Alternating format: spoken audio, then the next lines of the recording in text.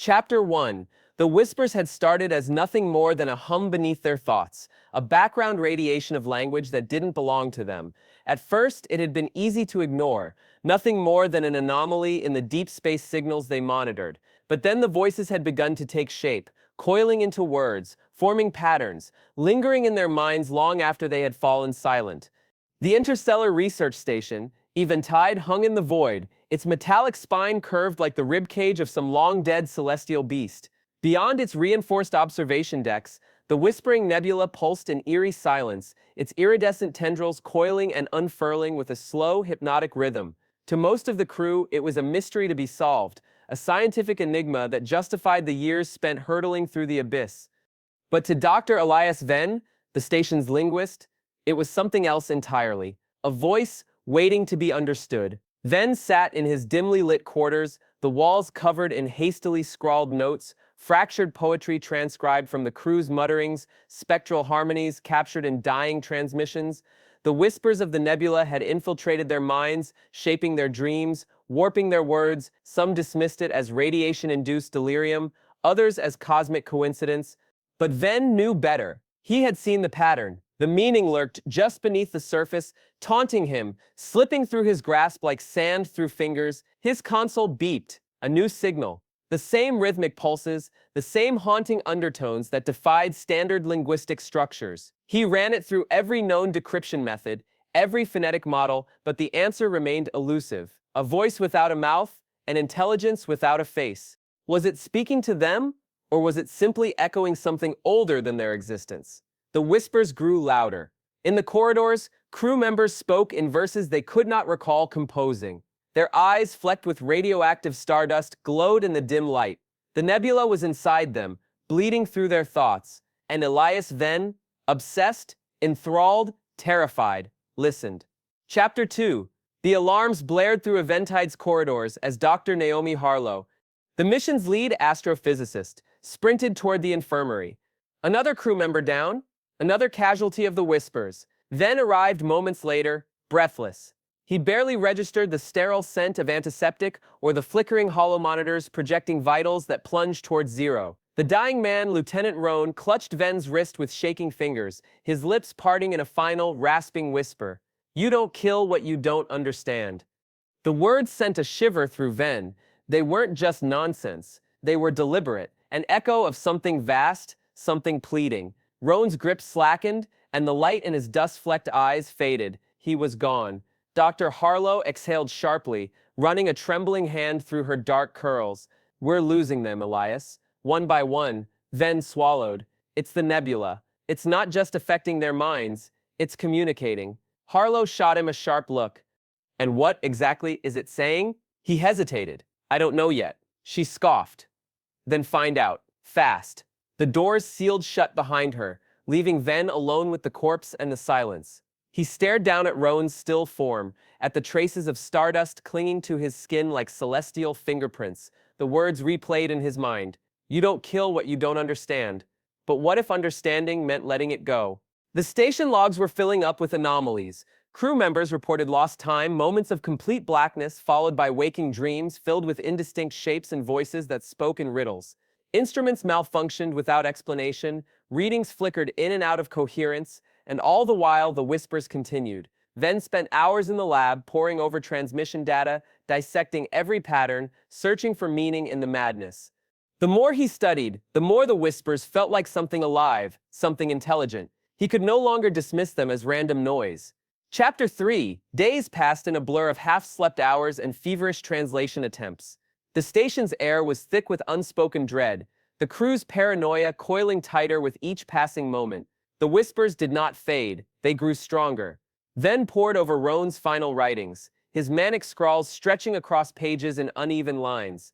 Words repeated in looping cycles, phrases tangled with desperation. One sentence stood out among the rest, carved deep into the metal of Roan's bunk. "Let me die."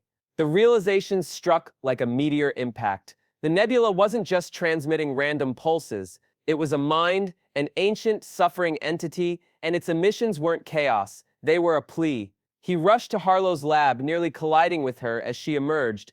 "I know what it's saying," he gasped. She crossed her arms. Enlighten me. It's not hostile, it's in pain. The radiation, the pulses, they're a cry for release. He hesitated. It's asking us to end its suffering. Harlow's expression flickered, but only for a moment. Then she shook her head. And how exactly do you propose we do that? Shut off a nebula like a faulty reactor? We don't kill what we don't understand, he murmured, more to himself than to her. But what if understanding means mercy? A long silence stretched between them, the hum of the station's life support systems, the only sound. Finally, Harlow spoke, her voice quieter than before. If you're right, Elias, then what we do next will determine the fate of more than just this station. He knew she was right. The knowledge settled in his bones like a weight too heavy to bear. If the nebula truly was sentient, truly suffering, then the choice before them was not one of discovery, but of morality. Would they be saviors or executioners? He returned to his quarters, his mind swimming with possibilities. The whispers surged in intensity, filling the space with their symphonic, indecipherable language. He turned back to his console, activating the station's deep-range signal receivers, recalibrating, tuning into the very essence of the nebula's voice. What if they weren't just hearing its pain? What if for the first time it was hearing them too, and in the cold abyss of space, with the whispers of a dying star wrapping around his thoughts, Elias Venn realized he had never been more afraid. Chapter 4. The revelation shattered what little unity remained aboard the Eventide. In the mess hall, voices clashed, bouncing off the sterile walls like ricocheting gunfire. Some crew members clung to scientific objectivity, arguing that a nebula, no matter how strange, was merely a celestial phenomenon, incapable of true sentience. Others, shaken by the whispers and the losses they had suffered, saw the evidence for what it was. They were standing on the precipice of something vast and unknowable. Venn sat with his hands wrapped around a cooling cup of synthetic coffee, exhaustion gnawing at the edges of his mind. Across from him, Harlow drummed her fingers on the table, her jaw tight with frustration. Elias, this isn't just about morality. If the nebula is as powerful as you say, then any attempt to help it could backfire in ways we can't predict. We don't know what it's capable of. We know it's suffering, Venn countered, and we know it's reaching out to us. The radiation isn't an attack, it's a plea. Captain Renault stood at the front of the room, his weathered face set in a grim line. We can't risk the station or Earth on an assumption. Until we have definitive proof, we do nothing. So we let it suffer? Venn snapped. No. We wait, and we analyze. A murmur rippled through the gathered crew. The station's engineer, Lang, stood, arms crossed. And what if it's not just asking for help? What if it's luring us in? The room fell silent. The idea was horrifying, but it couldn't be dismissed outright. What if the nebula's song was not a call for mercy, but a predator's lure? Venn clenched his fists beneath the table. He knew hesitation could mean disaster, and every second they spent debating felt like a betrayal to the thing crying out in the void. He had already made up his mind. That night, while the station slumbered uneasily beneath the nebula's watchful tendrils, he made his choice. Chapter 5. Venn found Harlow in the observatory, staring into the swirling abyss outside the reinforced glass. The light of the nebula bathed her face in shifting colors, but her eyes were sharp with realization when she turned to him. You're going in, aren't you? He nodded. I need to know the truth, and I need your help. She exhaled sharply. You're impossible. You're coming with me. A wry smirk. Obviously. Someone has to make sure you don't get yourself killed. With quiet precision, they gathered two others, Lang, the skeptical but brilliant engineer, and Dr. Kwan, the station's medic who had lost two patients to the whispers. They retrieved a shielded shuttle from the docking bay, its systems modified to withstand the nebula's radiation. The journey to the shuttle was tense. Every step through the dimly lit corridors felt heavier, weighed down by an unspoken fear. Crew members they passed either refused to meet their eyes or watched them with suspicion. They weren't the only ones affected by the whispers. Others were listening too, perhaps considering their own dangerous decisions. As the bay doors yawned open, revealing the swirling storm of color beyond, Venn felt a chill settle over him. He wasn't just stepping into an unknown anomaly, he was stepping into the mind of something ancient, something dying. The shuttle thrusters ignited, and they plunged into the nebula's embrace. Chapter 6. The transition was immediate. The moment they breached the nebula's outer layers, the whispers intensified, not in volume, but in clarity. Words. images, emotions. The very fabric of their consciousness trembled under the weight of it. Lang swore under his breath, gripping the console like a lifeline. This isn't normal. The radiation, it's fluctuating in precise intervals. It's like a heartbeat. Venn's breath hitched. It's alive. Harlow scanned the readings, her fingers tight on the edges of the console, and it's aware of us. Then came the visions. Venn's console flickered, displaying images that weren't from any known data source. A vast celestial body, once whole, now fragmented. A cycle of birth and decay stretching across time unfathomable. And through it all, a singular, agonized plea. Let me die. Quan's voice was strained. It's trapped. This isn't just a nebula. It was once something else. A being. A mind. And it can't escape its own existence. The weight of it settled over them like a leaden shroud. The nebula was not just an entity. It was a prisoner of eternity. And now, it was asking them for release. Venn's fingers trembled over the console. Then we have to find a way to help it. Before Earth decides to destroy it first, Lang hesitated, his skepticism warring with the data in front of him. We don't even know if we can. And if we try, we're making ourselves a target. Command isn't going to stand by while we mess with something this big. Harlow's voice was quieter now.